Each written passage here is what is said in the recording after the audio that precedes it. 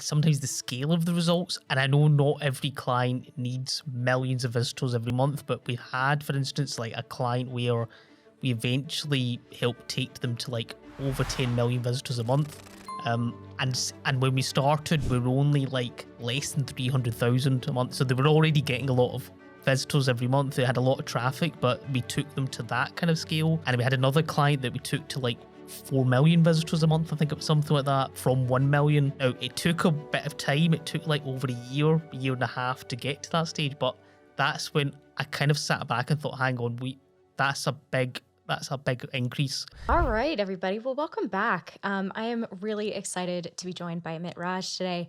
Amit has founded his own agency, The Links Guy. He's based in Glasgow, Scotland, and joining in this call today from Glasgow. So, Amit, thank you so much for giving me some of your time today. And I cannot wait to hear some of your story, how you got started, and how you found your way to Pitchbox. So, thanks again for coming on. Yeah, no problem, sir. Thanks for having me and for Pitchbox for inviting me as well. Yeah, absolutely. Well, I got a little bit of a backstory here that you've done some really cool things in the past couple years. So I won't spoil the story. Let's get into it.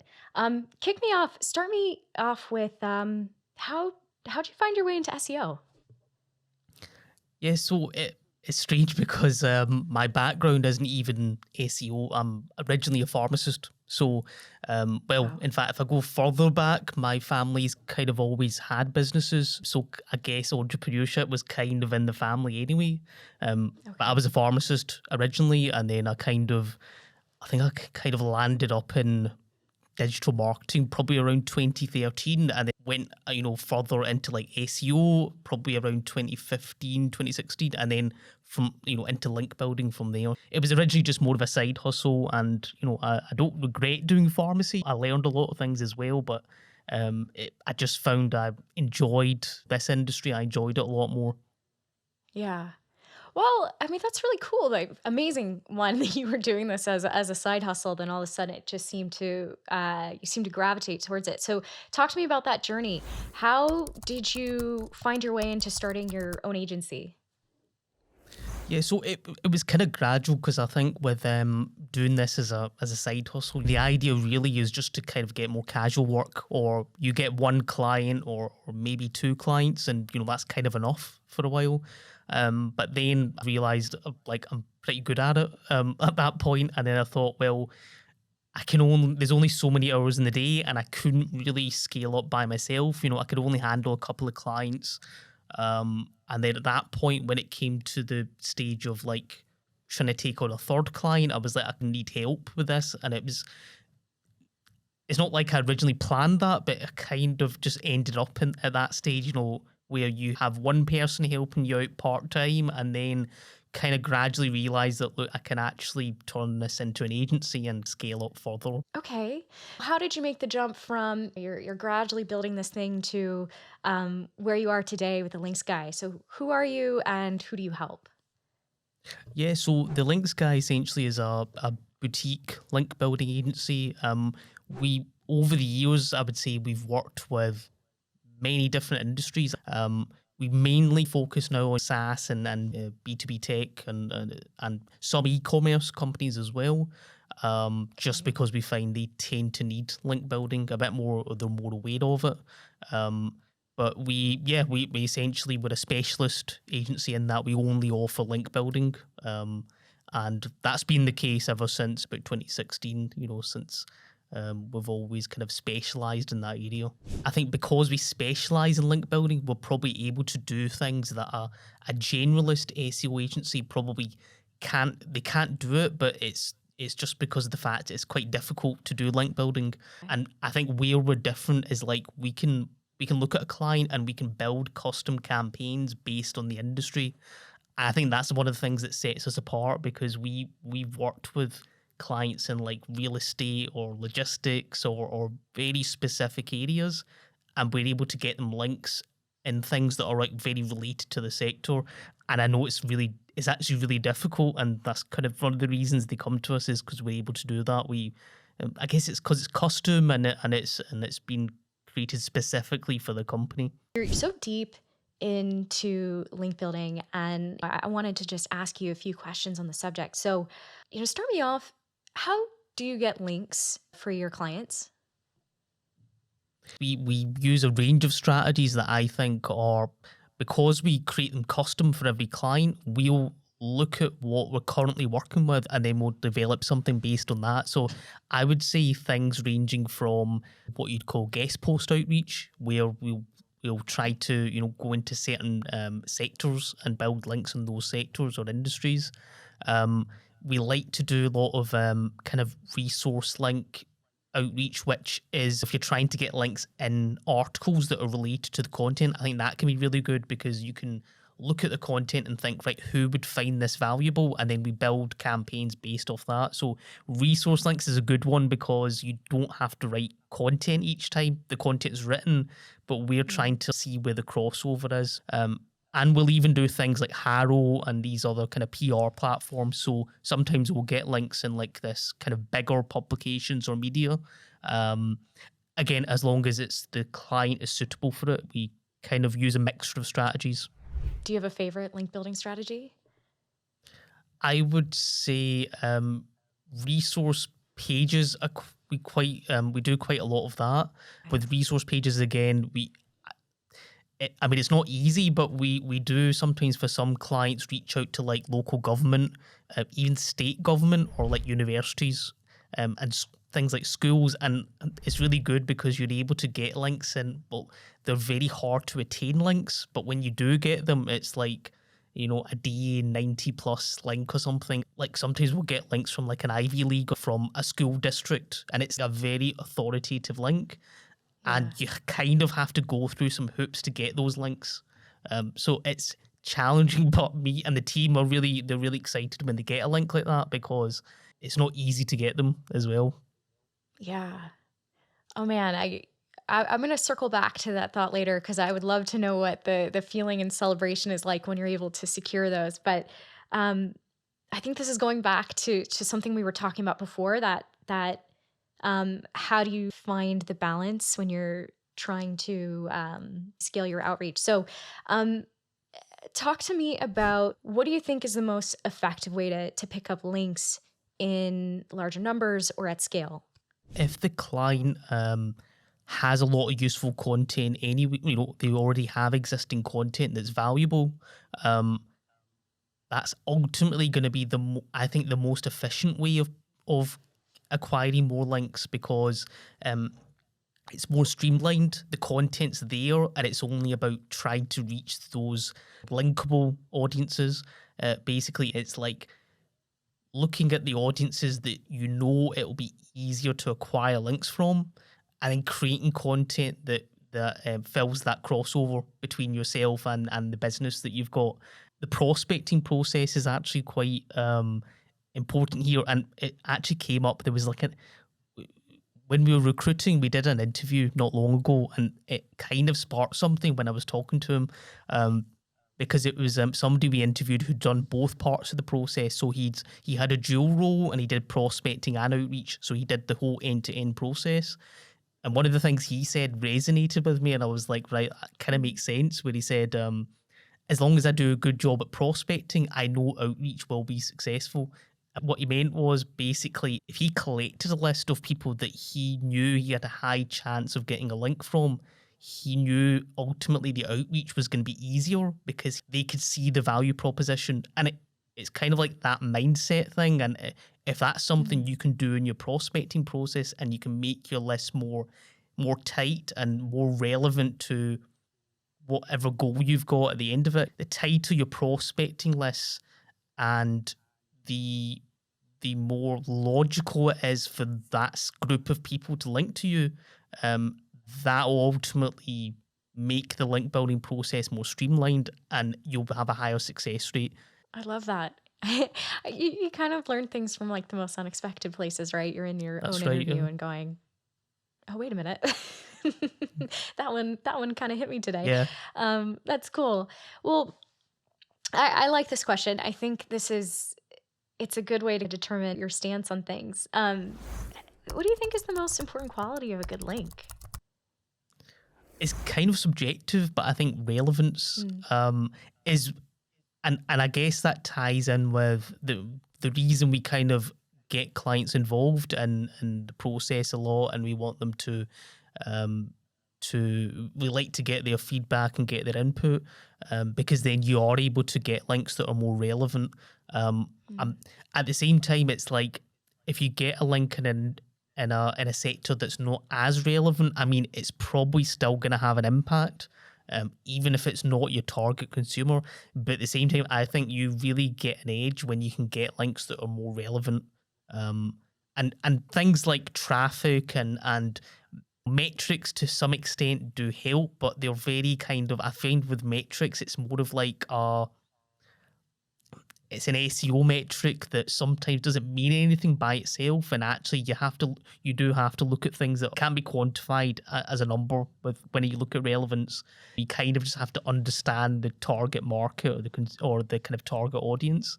Um, so yeah, I would say relevance still we kind of tie everything to that. Okay. Um, this is I think another question that kind of weighs your stance on things, right? Um, do you think link building is overrated, underrated, or fairly rated? I would say underrated, overall. Okay. You know, obviously there's a lot of people that see value in it, but who underrate link building because they might have had a bad experience and they think, well, everybody's like that. Um, so I think for that reason, it is kind of underrated. Okay. I think tying back to what you specialize, you obviously specialize in link building as a service. How do you charge for it? It's mostly monthly retainers, so we'll do a Okay. guarantee. We'll aim to build this many links. With it every month, or sometimes we'll do it as a block. So we'll kind of bill up front, and then we'll build a certain number of links over a certain time period. So the deadline or the target deadline is like a bit more open, but it's kind of like a larger target number. So basically, a monthly retainer or usually like a block. That's cool. I think it's really nice to get a bit of perspective. Everybody does things a little bit differently, and probably wondering Yeah. how someone like you who specializes in links manages to create those packages. Um, now, I really like to talk to people who are in SEO about strategies, tactics that people are using that you just kind of wish that they would either stop touting as a solution to link building or within SEO in general. I think when it comes to things like what people call black hat SEO or links and things like that, I don't personally have a problem with it as long as it's not sold as something that it's not. I'm hoping people aren't using PBN links or something and trying to say that it's white hat link building. You know, that's one of the things that I would hope doesn't happen. Right. But other than that, in terms of like strategies, I don't really knock specific strategies because I know sometimes people might recommend like you should do link building this way, and you know, and that's not to say that it doesn't work, but it's like sometimes it works for one client or one, you know, type of business, but it doesn't work for the other. So I see a lot of people say, I know this is kind of like the opposite to what you asked, but sometimes I see a lot of people saying, don't do broken link building, doesn't work anymore. But actually, we've seen it work, but it works when Okay. you've got a client in a very broad sector. And we've seen it work, and it's mainly because the content is broad, and there's a higher chance that there's like dead content out there that has a lot of links. I think the reason people say it doesn't work is because it was done so much that people think that all the broken links have been fixed because it got overdone so much. But actually, there's always Mm. content out there that's dead. Like, there's always going to be some content out there that has a load of links, and the links are leading to nowhere. So, broken link building, I think, still works. Depends on the client and the project. Okay.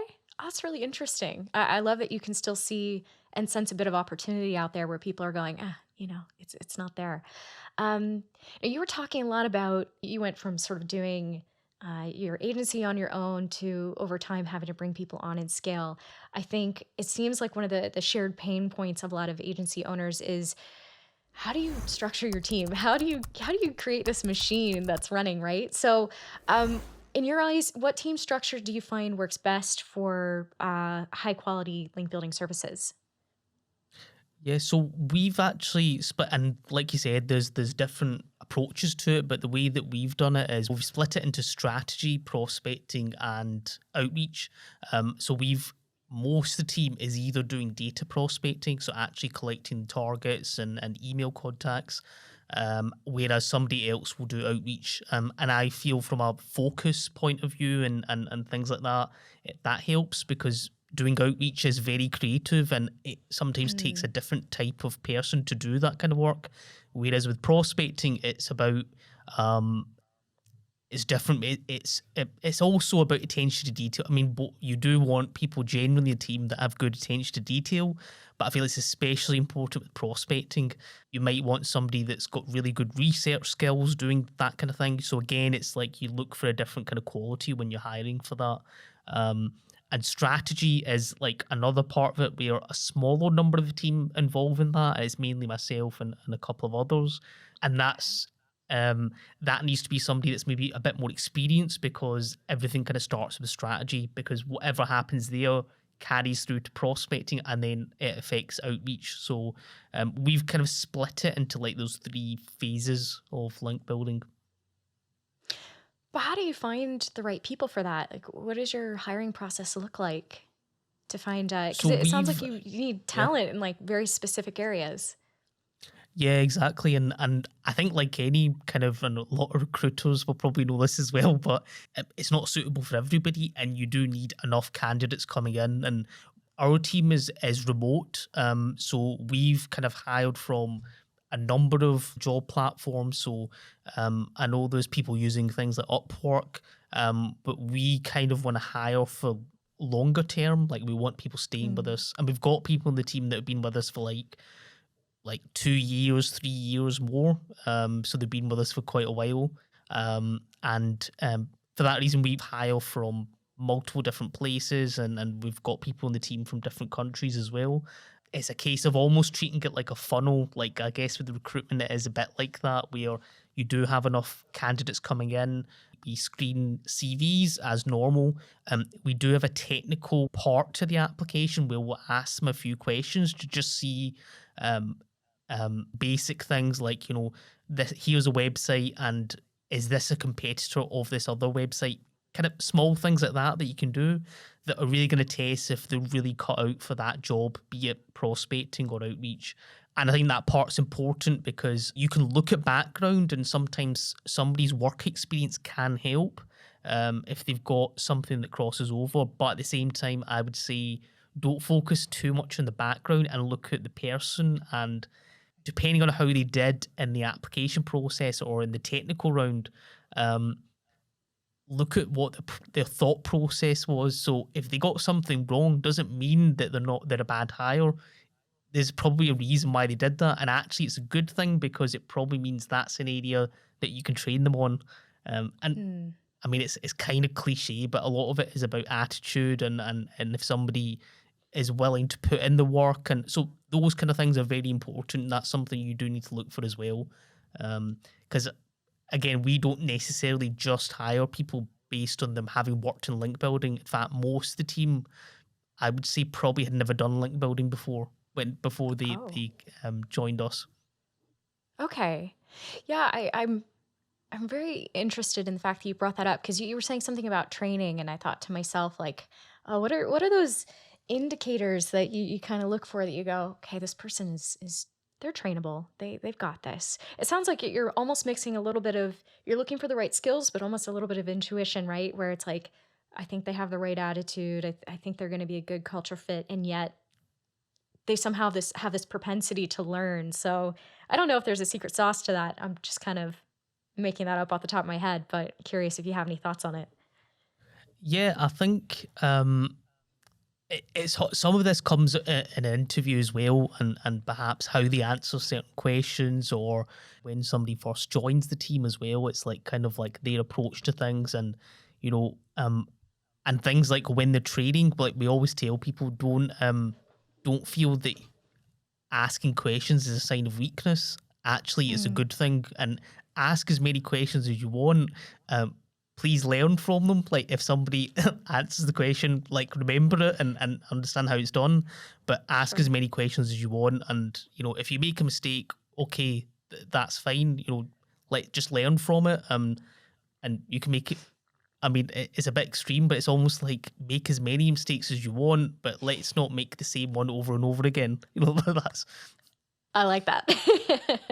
No, I think that's a very good perspective. Well, and I think back to your point when you're talking about hiring, a lot of these people haven't done link building, and I think I generally pick that up from the industry at large. Is like, not everyone has a background in link building and SEO. They might be doing other things on the side. They might be a pharmacist, and yet their true. side hustle is digital marketing, and so you kind of get that overlap.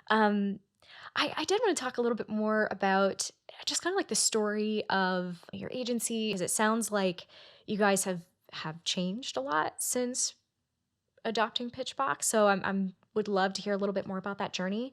Can you walk me through, paint me a picture of who were you as an agency? How big were you?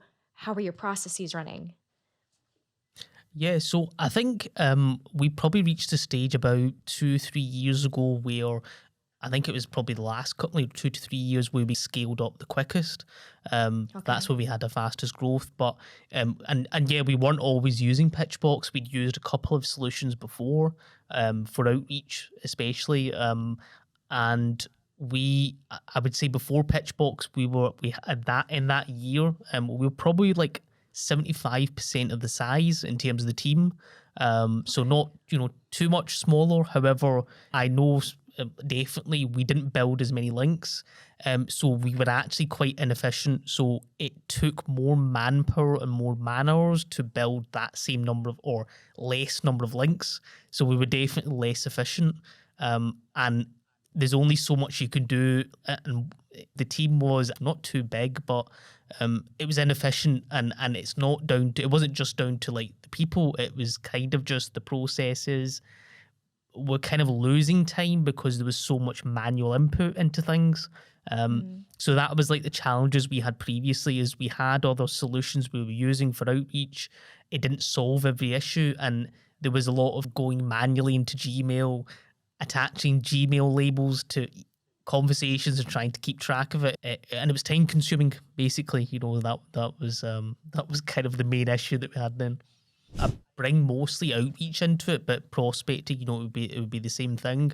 I think because of the manual input and there was a lot of things that weren't really streamlined. So, for instance, with outreach, an important thing with link building and outreach is you're having so many conversations with people that you can't keep track of. No matter how organized the person is, you're gonna lose your place somewhere, or you're gonna sure. forget to chase somebody up, or for instance somebody goes out of office and you need to remind them about an article going live or something, but if you don't have a process or some kind of solution or software to remind you and things like that, it becomes hard to keep on top of everything. And it's kind of like that is a saying that I think one of our clients used to use in their own business. They called it death by a thousand cuts. um Yeah. not a nice saying, but basically what he was saying was, it's like you lose a lot of time in all these small places. Yeah. So for instance, like these conversations that go dead, because you've got to chase them up.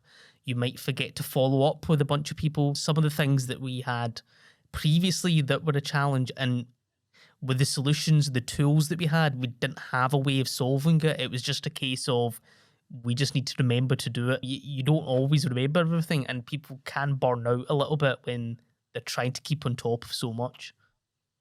We went through, I would say, in the space of like 2 years or so, we used two different outreach softwares. Um, Okay. so the first one was it was okay. Won't mention the names as well, but it was okay. It kind of served its purpose, and it was okay. But when we wanted to scale, it wasn't really built for that. So Pitchbox, I'd known about for a while. So I'd quite a few years I'd heard of it, and people had talked about it, and they said it's really good, and others knew about it. Everybody kind of knew at the time. We thought we don't really have a solution. We don't have anything that solved these issues. I think we need to talk to Pitchbox. And I think what was interesting was, I mean, it was designed for link builders, and it's Yeah. like they'd thought. To me, it almost sounded like they'd thought of everything. So everything that you would have an issue with, or anything you wanted to streamline, they kind of taken care of it. So I think that was part of it. The fact that it was very specific to link building, and it had a lot of the features that we wanted as well. With the good thing is, with these pitch box features, we've streamlined certain parts of the process. So um, I think, especially with like a lot of stuff we've worked on in the background, aside from Pitchbox, is just improving the way we do outreach, or improving the way we do prospecting and things like that. So that's also helped. But I think having a tool like Pitchbox that you can rely on has also been really good, because people from the team have said that can really see in terms of results that they can acquire links quicker, that they do see, um, things like better response rates. But again, I think it's part of it, of being able to acquire more links with less man hours. I think definitely Pitchbox has helped with that as well, because of its ability to streamline certain things, or to automate certain things. Like, say you want to send follow-ups, we can rely on Pitchbox because we know it's a reliable system for that kind of thing. And even small things like, if you want to schedule a chase up to somebody, like, you don't have to remember it. You can literally plug it into the Pitchbox system, and it will send it by a specific day, or you can put in the date that they'll come back from office, and things like that. Like, there's all these really small things that the team really like. They're like, but we didn't have that in the previous system, and we've got it here, which is really good. And I think that also helps with link building, because it's all these very small things that add up over time. Yeah, we were talking about that before.